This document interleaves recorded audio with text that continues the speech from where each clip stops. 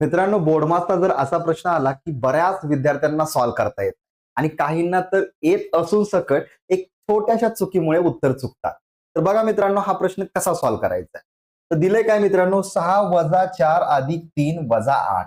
तर बोर्डमास रूल नुसार मित्रांनो, पहिल्यांदा आपण अधिक वजा मध्ये पहिल्यांदा अधिक करत असतो.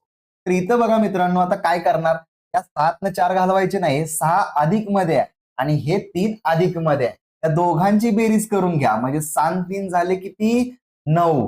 आता मित्रांनो बघा, वजा वजा अधिक होतं, वजा वजा अधिक होतं, पण चिन्ह मोठ्या संख्येचं येतं. 8 आणि 4 12 झाले, पण मोठ्या संख्येचं चिन्ह आलं. 4 आणि 8 मध्ये मोठी संख्या आहे 8. तर बघा मित्रांनो, आता 12तून 9 गेले, 12तून 9 गेले, तुम्हाला माहिती आहे 3 उरलं. डायरेक्ट काही जण 3 उत्तर देतात, पण मित्रांनो या दोन संख्येमध्ये 9 आणि 12 मध्ये 12 ही मोठी संख्या आहे, त्यामुळे 12चं वजा या ठिकाणी येणार आहे आणि हेच तुमचं आन्सर असणार आहे. तर मित्रांनो, तुम्हाला नक्कीच हा प्रश्न चांगल्या पद्धतीने समजला असणार आहे.